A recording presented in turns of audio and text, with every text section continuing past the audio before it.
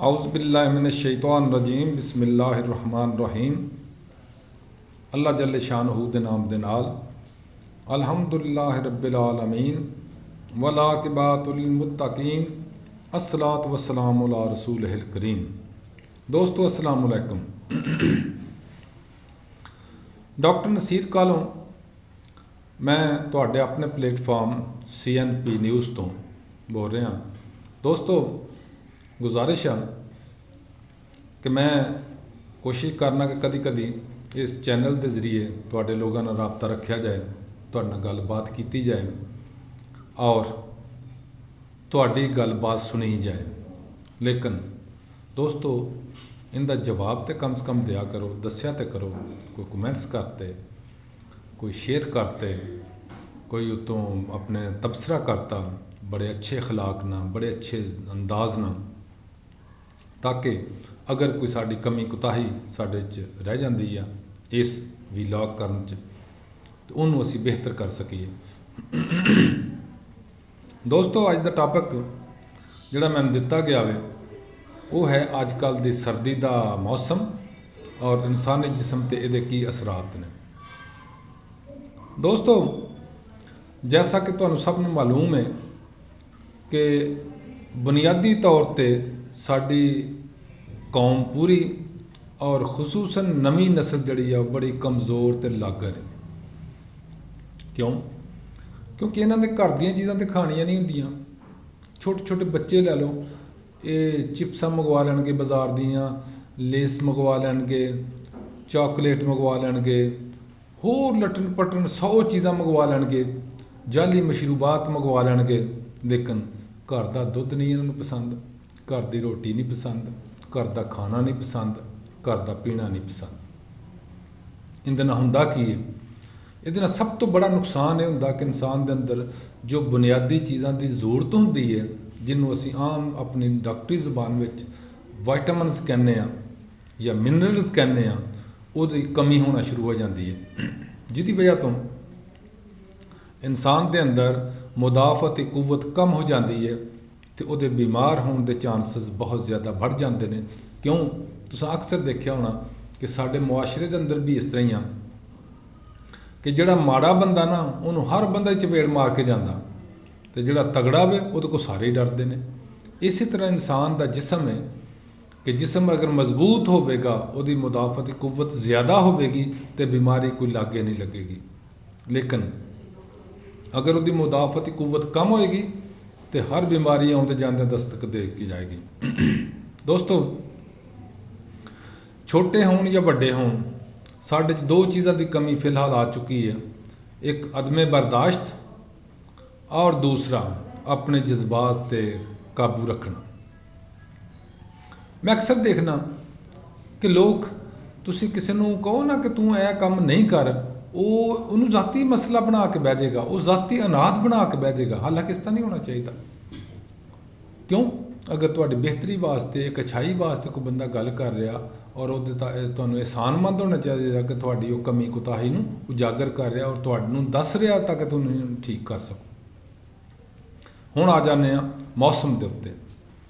दोस्तों मौसम बहुत ज़्यादा सर्द तो नहीं है, लेकिन जिहड़े मैं पहले तमहीद बन्नी है कि साढ़े च वैसी मुदाफ़ती कुव्वत कम हो गई है, जिसकी वजह तो सानू सर्दी ज़्यादा महसूस होती है। और खुसूसन तुसीं अज भी देखोगे कि जिहड़े टप्परी वासां के बच्चे ने वो सारा दिन नंगे तो पैरे, नंगे सिर, नंगे कपड़ियां तो बगैर दौड़ते फिरते हैं, नंगे नचते फिरते हैं, उन्होंने कुछ नहीं होंदा। लेकिन शहरी बहुओं के बच्चे जिन्हें ने वो सारा दिन लका लका के उन्होंने रखणगे, सर्दी तो बचाओ, सर्दी तो बचाओ, फिर भी सर्दी उन्होंने लग जाती है। उसकी बुनियादी वजह की है कि वो खुली हवा के आदि ने, खुले एटमॉस्फेयर च रहन के आदि ने, लिहाजा उन्होंने बीमारियों के जरासीम कम हमला करते हैं बनस्बत उन्होंने बच्चों के जोड़े बच्चे बहुत नाजुक दबा होंगे या नाजुक खानदाना च होंगे। लेकिन इनके कुछ ठोस शवाहद भी ने, ठोस सबूत भी ने कि अगर असी इस सर्दी जी खुश्क सर्दी जिसनों असी कह रहे हैं, अगर इनू थोड़ा जहा कंट्रोल कर लीए, थोड़ा जहा अपनी मुदाफ़ती कुव्वत नूं बढ़ा लीए, थोड़ा जहा असीं परहेज़ कर लीए तो असीं बहुत सारे मसाइल तो बच सकते हैं। ये सर्दी नाल हुंदा की अक्सर नंबर 1 ਕਿ ਤੁਹਾਡੇ ਜਦੋਂ ਸਰਦੀ ਜ਼ਿਆਦਾ ਹੁੰਦੀ ਹੈ ਤਾਂ ਧੁੰਦ ਪੈਣਾ ਸ਼ੁਰੂ ਹੋ ਜਾਂਦੀ ਹੈ। ਜਦੋਂ ਧੁੰਦ ਪੈਣਾ ਸ਼ੁਰੂ ਹੋ ਜਾਂਦੀ ਹੈ ਤਾਂ ਨਜ਼ਰ ਕੁਛ ਨਹੀਂ ਆਉਂਦਾ। ਜਦੋਂ ਨਜ਼ਰ ਕੁਛ ਨਹੀਂ ਆਉਂਦਾ ਤਾਂ ਐਕਸੀਡੈਂਟ ਬਹੁਤ ਜ਼ਿਆਦਾ ਹੁੰਦੇ ਨੇ ਔਰ ਜਿਹਦੀ ਵਜ੍ਹਾ ਤੋਂ ਬਹੁਤ ਸਾਰੇ ਕੀਮਤੀ ਜਾਨਾਂ ਜ਼ਾਇਆ ਹੋ ਜਾਂਦੀਆਂ ਨੇ। ਲਿਹਾਜ਼ਾ ਇੱਕ ਤਾਂ ਇਹਦਾ ਤਦਾਰਕ ਇਹ ਕਰੋ ਕਿ ਜਦੋਂ ਧੁੰਦ ਪੈਂਦੀ ਹੁੰਦੀ ਹੈ ਤੇ ਕੋਸ਼ਿਸ਼ ਕਰੋ ਕਿ ਘੱਟ ਤੋਂ ਘੱਟ ਬਾਹਰ ਨਿਕਲੋ। ਬੇਮਕਸਦ ਬਾਹਰ ਨਿਕਲਣ ਦਾ ਕੋਈ ਫਾਇਦਾ ਨਹੀਂ ਹੈ ਸਿਵਾਏ ਇਸ ਤੋਂ ਕਿ ਨੁਕਸਾਨ ਖੁਦਾ ਨਖਾਸਤਾ ਹੋ ਜਾਏ। ਦੂਸਰੇ ਨੰਬਰ ਤੇ ਜਿਸ ਵੇਲੇ ਧੁੰਦ ਜ਼ਿਆਦਾ ਹੁੰਦੀ ਹੈ ਹਵਾ ਦੇ ਅੰਦਰ ਨਮੀ ਭਰ ਜਾਂਦੀ ਹੈ ਲੇਕਿਨ ਆਕਸੀਜਨ ਕਮ ਹੋ ਜਾਂਦੀ ਹੈ, ਜਿਹਦੀ ਵਜ੍ਹਾ ਤੋਂ ਬੰਦੇ ਨੂੰ ਸਾਂਸ ਲੈਣ 'ਚ ਆਮ ਤੌਰ 'ਤੇ ਤਕਲੀਫ ਆਉਂਦੀ ਹੈ। ਖੁਸੂਸਨ ਉਹ ਬਜ਼ੁਰਗ ਆਦਮੀ, ਬੂढ़े ਆਦਮੀ ਜਿਨ੍ਹਾਂ ਦੇ ਫੇਫੜੇ ਪਹਿਲੇ ਕਮਜ਼ੋਰ ਹੋ ਚੁੱਕੇ ਹੁੰਦੇ ਨੇ।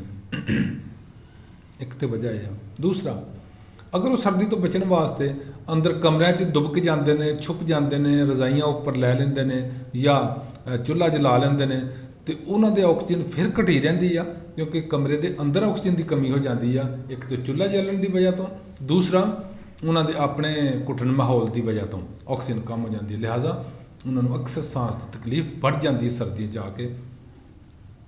ਦੂਸਰੇ ਨੰਬਰ ਤੇ ਬੱਚਿਆਂ ਨਾਲ ਵੀ ਬਿਲਕੁਲ ਇਸ ਤਰ੍ਹਾਂ ਹੀ ਹੁੰਦਾ ਵੇ ਕਿ ਜਿਸ ਵੇਲੇ ਬੰਦ ਕਮਰੇ 'ਚ ਰਹਿਣਗੇ ਉਹਨਾਂ ਨੂੰ ਆਕਸੀਜਨ ਕਮ ਮਿਲੇਗੀ, ਉਹਨਾਂ ਨੂੰ ਥੋੜ੍ਹੇ ਜਿਹੇ ਮਸਾਇਲ ਆਉਣਗੇ। ਲਿਹਾਜ਼ਾ ਬੱਚਿਆਂ ਔਰ ਵੱਡਿਆਂ ਨੂੰ ਚਾਹੀਦਾ ਕਿ ਸਰਦੀ ਤੋਂ ਤੇ ਬਚਣ ਲੇਕਿਨ ਆਪਣੀ ਆਕਸੀਜਨ ਦੀ ਸਪਲਾਈ ਜਿਹੜੀ ਆ ਉਹਨੂੰ ਕੰਟੀਨਿਊ ਰੱਖਣ, ਉਹਨੂੰ ਪੂਰਾ ਰੱਖਣ ਤਾਂ ਕਿ ਜਿਸਮ ਦੇ ਅੰਦਰ ਕੋਈ ਜ਼ਿਆਦਾ ਤਕਲੀਫ ਨਾ ਆਵੇ। ਉਹਦੇ ਵਾਸਤੇ ਬਿਹਤਰੀਨ ਹੱਲ ਇਹ ਆ ਕਿ ਖੁਸ਼ਕ ਗਰਮੀ ਲੈਣ ਦੀ ਬਜਾਏ, ਖੁਸ਼ਕ ਅੱਗ ਤੋਂ ਗਰਮੀ ਲੈਣ ਦੀ ਬਜਾਏ ਉਹਦੇ ਉੱਤੇ ਪਾਣੀ ਰੱਖ ਦਿੱਤਾ ਜਾਏ। ਪਾਣੀ ਰੱਖੋਗੇ ਉਹ ਭਾਪ ਬਣ ਕੇ ਉੱਡੇਗਾ, ਜੈਸੇ ਉੱਡੇਗਾ ਤੁਹਾਡੇ ਜਿਸਮ ਨੂੰ ਨਮੀ ਵੀ ਦੇਗਾ ਔਰ ਤੁਹਾਡੇ ਜਿਸਮ ਨੂੰ ਗਰਮੀ ਵੀ ਦੇਗਾ, ਜਿਹਦੀ ਵਜ੍ਹਾ ਤੋਂ ਆਮ ਤੌਰ 'ਤੇ ਸਾਂਸ ਦੀ ਤਕਲੀਫ ਨਹੀਂ ਹੁੰਦੀ। ਇਸ ਤੋਂ ਇਲਾਵਾ ਨਮੂਨੀਆ ਹੋਣ ਦੇ ਚਾਂਸਸ ਜ਼ਿਆਦਾ ਹੁੰਦੇ ਨੇ ਇਸ ਮੌਸਮ ਦੇ ਅੰਦਰ। ਖਾਂਸੀ, ਨਜ਼ਲਾ, ਜ਼ੁਕਾਮ ਔਰ ਸਭ ਤੋਂ ਇੱਕ ਅਜੀਬ ਤਰ੍ਹਾਂ ਦੀ ਜਿਹੜੀ ਬਿਮਾਰੀ ਸਰਦੀ ਦੇ ਵਿੱਚ ਆਉਂਦੀ ਆ ਉਹ ਹੁੰਦੀ ਆ ਖਾਰਿਸ਼, ਸਕੇਬੀਜ਼। ਸਕੇਬੀਜ਼ ਮੋਸਟਲੀ ਹੈ ਹੀ ਸਰਦੀ ਦੀ ਬਿਮਾਰੀ ਆ। ਕਿਉਂ ਕਿ ਸਾਰੇ ਦੁੱਬ ਕੇ ਰਜ਼ਾਈਆਂ 'ਚ ਵੜਦੇ ਨੇ, ਇੱਕ ਖਾਰਿਸ਼ ਵਾਲਾ ਆਉਂਦਾ ਉਹ ਸਾਰਿਆਂ ਨੂੰ ਖਾਰਿਸ਼ ਲਾ ਕੇ ਜਾਂਦਾ, ਫਿਰ ਸਾਰੇ ਵਿਚਾਰੇ 2 ਮਹੀਨੇ 3 ਮਹੀਨੇ ਸਰਦੀਆਂ ਜਿਹੜੇ ਨੇ ਉਹ ਫਿਰ ਦਵਾਈਆਂ ਹੀ ਇਸਤੇਮਾਲ ਕਰਦੇ ਰਹਿੰਦੇ। ਲਿਹਾਜ਼ਾ ਕੋਸ਼ਿਸ਼ ਕਰੋ ਕਿ ਜੂਆਂ ਵਾਲੇ, ਖਾਰਿਸ਼ ਵਾਲੇ ਜਿਹੜੇ ਆ ਉਹਨਾਂ ਨੂੰ ਸਰਦੀਆਂ ਦੇ ਵਿੱਚ ਇੱਕ ਦੂਸਰੇ ਦੇ ਨਾਲ ਲੱਗ ਕੇ ਨਾ ਬੈਠਣ ਤਾਂ ਕਿ ਇੱਕ ਦੂਸਰੇ ਨੂੰ ਤਕਲੀਫ ਨਾ ਪਹੁੰਚੇ ਉਹਨਾਂ ਦੀ ਵਜ੍ਹਾ ਤੋਂ। ਇਸ ਤੋਂ ਬਾਅਦ ਆ ਜਾਂਦਾ ਅਗਰ ਖਾਂਸੀ ਹੈ, ਜ਼ੁਕਾਮ ਹੈ, ਨਜ਼ਲਾ ਹੈ, ਪਹਿਲਾਂ ਮੈਂ ਦੱਸਿਆ ਕਿ ਤੁਸੀਂ ਭਾਪ ਲਓ, ਸਟੀਮ ਲਓ। ਦੂਸਰਾ ਤਾਂ ਬਿਹਤਰੀਨ ਹੱਲ ਇਹ ਆ ਕਿ ਗਰਮ ਮਸ਼ਰੂਬਾਤ ਪੀਓ, ਖਾਣਾ ਵੀ ਖਾਓ, ਗਰਮ ਖਾਓ, ਠੰਡੀਆਂ ਚੀਜ਼ਾਂ, ਖੱਟੀਆਂ ਚੀਜ਼ਾਂ, ਬਾਜ਼ਾਰੀ ਚੀਜ਼ਾਂ, ਚਾਵਲ ਸ਼ਾਵਲ ਇਹਨਾਂ ਤੋਂ ਪਰਹੇਜ਼ ਕਰੋ ਜਿੰਨਾ ਤੱਕ ਕਰ ਸਕਦੇ ਹੋ। ਅਗਰ ਖੁਦਾ ਨਖਾਸਤਾ ਬਿਮਾਰੀ ਹੋ ਜਾਂਦੀ ਹੈ, ਤਕਲੀਫ ਆ ਜਾਂਦੀ ਹੈ ਤੇ ਫਿਰ ਆਪਣੀ ਡਾਕਟਰੀ ਕਰਨ ਦੀ ਬਜਾਏ ਡਾਕਟਰ ਨਾਲ ਮਸ਼ਵਰਾ ਕਰੋ, ਡਾਕਟਰ ਨੂੰ ਦਿਖਾਓ ਤਾਂ ਕਿ ਡਾਕਟਰ ਉਹ ਤੁਹਾਡੀ ਸੀਵੀਅਰਟੀ ਜਾਂ ਸ਼ਿੱਦਤ ਦੇ ਮੁਤਾਬਕ ਦੇਖ ਕੇ ਉਹਦਾ ਇਲਾਜ ਕਰੇ ਤਾਂ ਕਿ ਤੁਸੀਂ ਠੀਕ ਹੋ ਜਾਓ। ਦੋਸਤੋ, ਇਹ ਚੰਦ ਗੱਲਾਂ ਨੇ ਜਿਹੜੀਆਂ ਮੈਂ ਗੁਜ਼ਾਰਿਸ਼ ਕਰਨੀ ਚਾਹ ਰਿਹਾ ਸਾਂ, ਉਹ ਮੈਂ ਕਰ ਦਿੱਤੀਆਂ ਨੇ। ਮੇਰਾ ਖਿਆਲ ਹੈ ਕਿ ਤੁਹਾਨੂੰ ਬੜੇ ਅੱਛੇ ਤਰੀਕੇ ਨਾਲ ਇਹ ਗੱਲ ਸੁਣ ਵੀ ਲਈ ਹੋਏਗੀ, ਸਮਝ ਵੀ ਲਈ ਹੋਏਗੀ ਔਰ ਇਨਸ਼ਾ ਅੱਲਾਹ ਤਾਲਾ ਉਮੀਦ ਹੈ ਵਾਸਕ ਕਿ ਤੁਸੀਂ ਇਹ 'ਤੇ ਅਮਲ ਵੀ ਕਰੋਗੇ। ਨਾ ਸਿਰਫ ਇਸ ਨਾਲ ਕਿ ਮੈਨੂੰ ਫ਼ਾਇਦਾ ਹੋਏਗਾ, ਮੇਰੀ ਕੌਮ ਨੂੰ ਫ਼ਾਇਦਾ ਹੋਏਗਾ, ਬਲਕਿ ਤੁਹਾਡਾ ਜ਼ਾਤੀ ਫ਼ਾਇਦਾ ਵੀ ਇਹਦੇ ਵਿੱਚ ਆ ਕੇ ਇਹਨਾਂ 'ਤੇ ਅਮਲ ਕੀਤਾ ਜਾਏ ਔਰ ਆਪਣੇ ਆਪ ਨੂੰ ਸੇਫ, ਸਾਊਂਡ ਔਰ ਮਹਿਫੂਜ਼ ਰੱਖਿਆ ਜਾਏ। ਵਾਖਿਰ ਦਾਅਵਾਨਾ ਅਲਹਮਦੁਲਿल्लाह रब्बिल आलमीन। अल्लाह हाफिज़। अस्सलाम वालेकुम।